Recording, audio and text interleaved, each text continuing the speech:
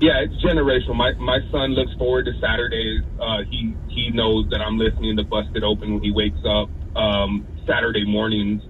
So, you know, when my 3-year-old is asking for it, you know, he's gonna be locked in for years to come. So awesome. serious, Awesome, the zombies, yeah, y'all are listening to us right now.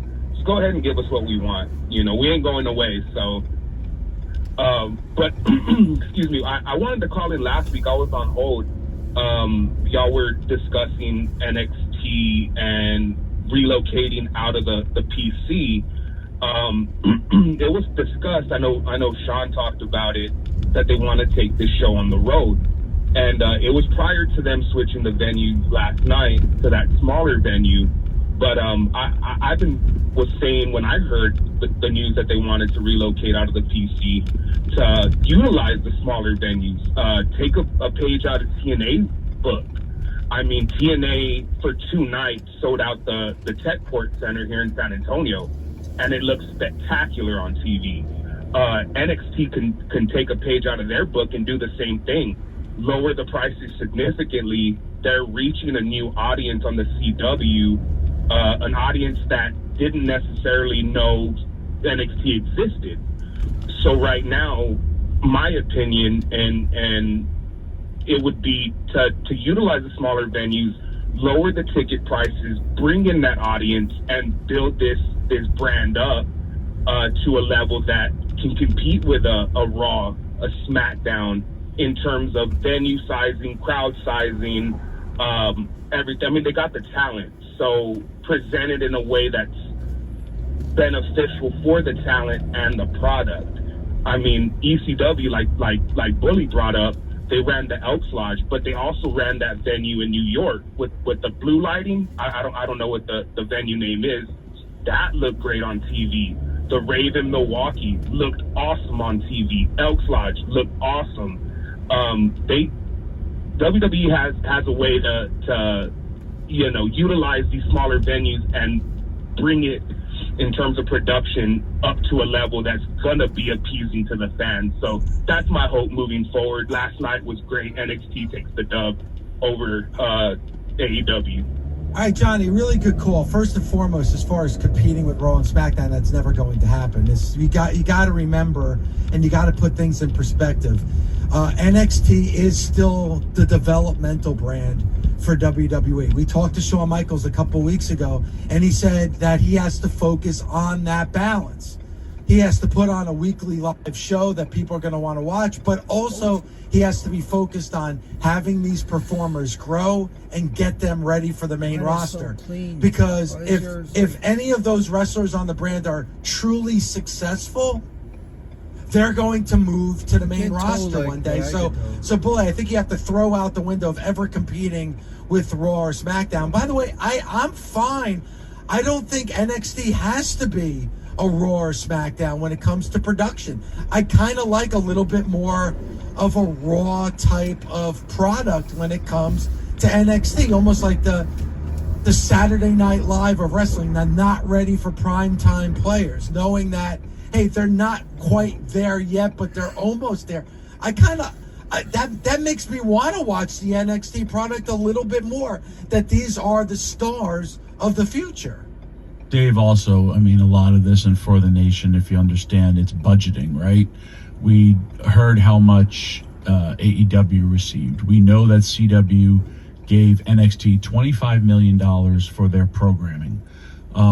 That's for 2 hours a week. If you take things on tour, a lot of these buildings are union buildings. You also got to understand setup.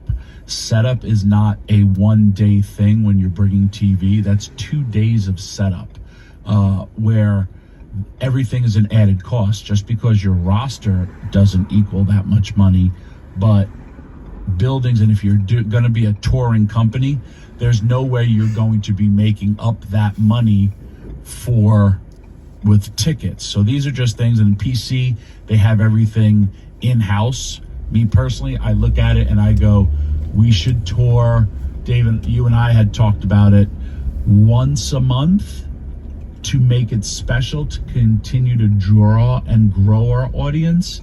and then do like a 2-week taping, because you also got to remember, when you have everything in-house like they do at that PC was built up by the WWE, and all that stuff is WWE owned.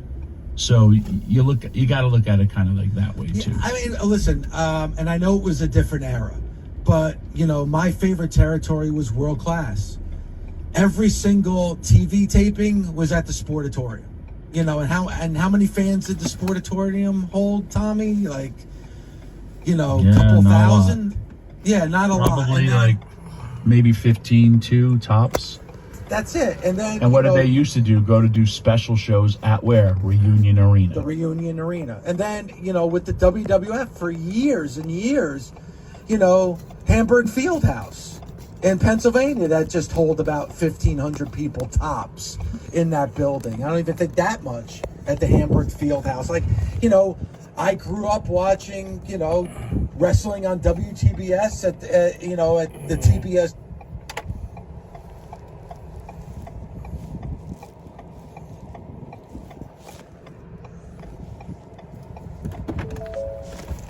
Right back, buddy.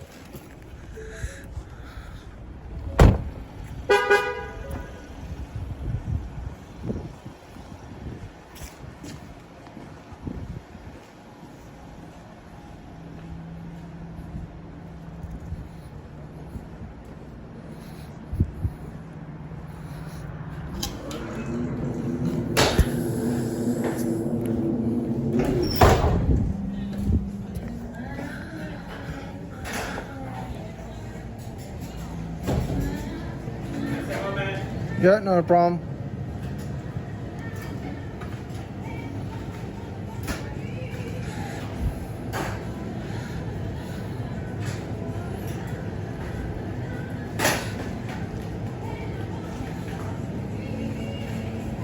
It's over here.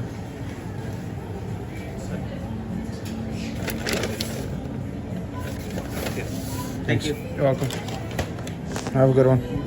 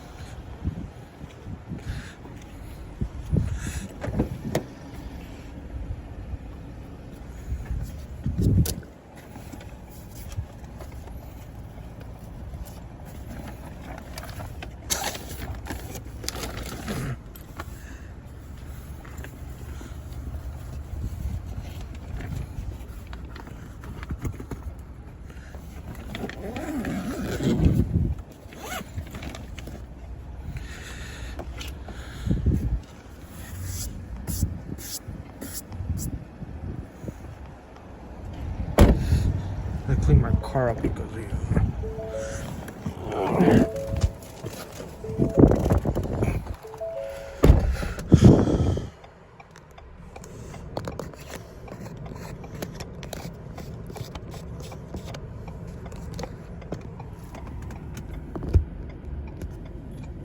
Just gonna be very careful with how you touch the phone.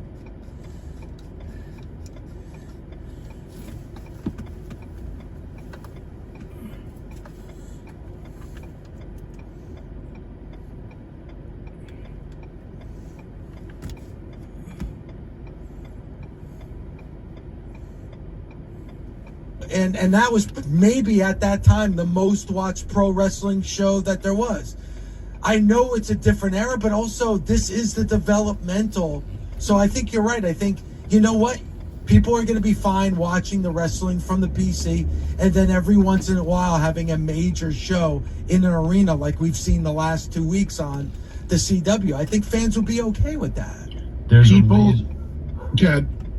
a reason Raw used to be where? Manhattan Center. Yeah. Then they would go to Lowell. They would also tape 2 shows for, that night back to back sometimes. Why? It went to costs. And what Jericho said too, back in the day, they were not receiving that money.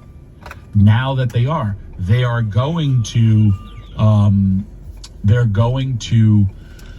bigger venues now. Why? Because of the money they're receiving. They're literally receiving $1 billion from Netflix. So they can afford to go to these big ass venues as long as they continue to draw. You also have to take into account the perception of the wrestling fan these days when it comes to NXT or AEW. The wrestling fan is used to seeing NXT in a smaller venue, such as the PC. So when you see them in a smaller venue, like they were at the Factory last night in St. Louis, it's not abrupt. It's not that big of a change. But AEW has always been in bigger arenas. And those big arenas were filled to capacity. Now, when you see the numbers dwindling and you see 1,800 people in the big arena, the perception is different. When you see AEW take their show out of the big arena and put it into the smaller arena for Collision and Rampage, different perception. The perception is the company is taking step backwards. I could sit here and I can tell you why moving to the small arena is a good idea. I can give you all the positives of it. That's not going to change people's perception of, wow, they're just not the cool ticket in town.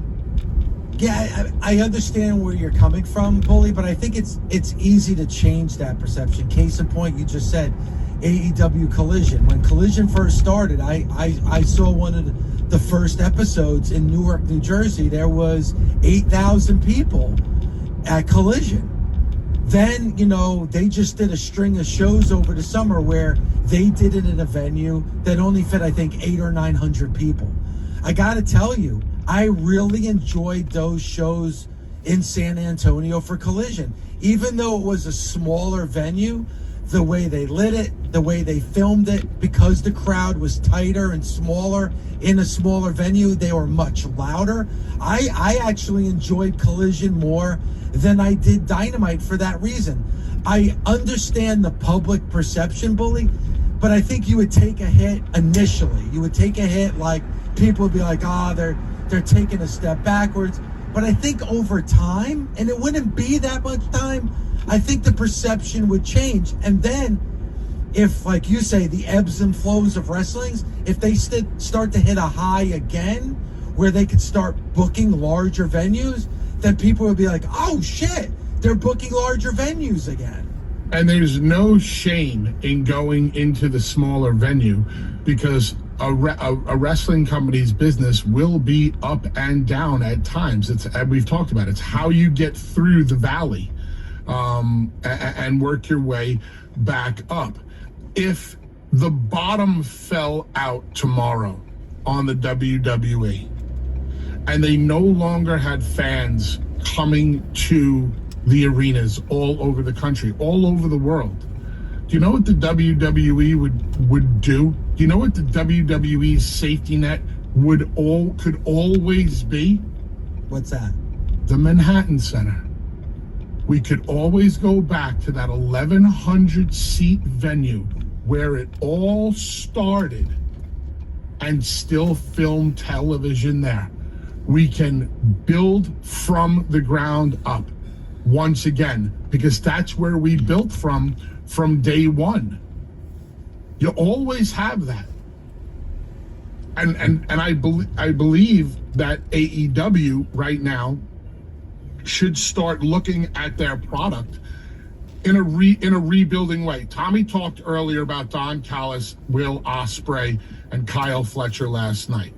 I also believe that was the best segment of the show. I believe Cameras. I'll be right back. You stay where you are.